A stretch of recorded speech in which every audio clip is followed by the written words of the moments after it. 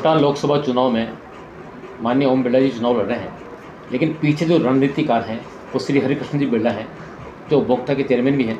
हम जानते हैं उनसे कि इस 2024 का चुनाव किन मुद्दों पर लड़ा जा रहा है।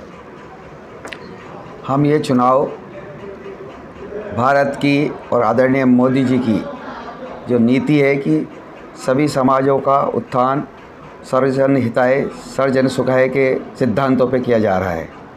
और ऐसा ही आदरणीय मोदी जी का और भारतीय जनता पार्टी का उद्देश्य है कि देश की कोई भी कौम जो निचले स्तर पर अंत्योदय, हमारा उद्देश्य है अंत्योदय का उदय करना।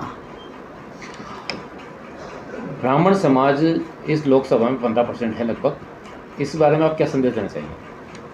आदरणीय मोदी जी ने EWS में 10% आरक्षण सभी जातियों को दिया है और उसमें ब्राह्मण समाज को बहुत बड़ी हिस्सेदारी दी है।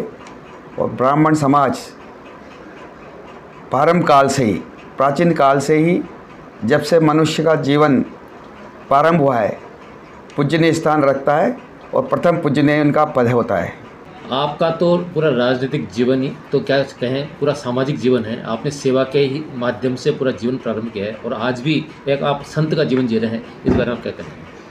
मैं तो कहता हूँ जो सामाजिक क्षेत्र में कार्य करता है वो उसका अंत कभी भी नहीं हो सकता, उसका हमेशा उन्नति की ओर ही अग्रसर होता रहता है। क्योंकि सेवा का कार्य भूतकाल से वर्तमान तक उत्तरोत्तर बढ़ता ही जाता है और उसमें प्रसन्नता बहुत होती है। और कोरोना काल की जो मैं बात बताऊँ आपको, एक दिन ऐसा आया था कि कोटा के ऑक्सीजनों में ऑक्सीजन की कमी हो गई थी और सारे डॉक्टरों ने हाथ ऊंचे कर दिए थे कि आज सुबह हम किसी भी पेशेंट को ऑक्सीजन नहीं उपलब्ध करा सकते हैं।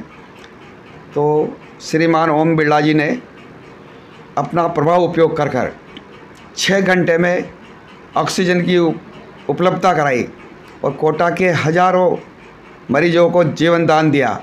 और इसका गवाह है आदरणीय जो डॉक्टर उस शाम थे सरदाना साहब, उनको याद है उस रात की घटना। अगर उस 6 घंटे में ट्रेन नहीं आती तो कोटा के अस्पतालों में लाशें होती और कुछ भी नहीं होता।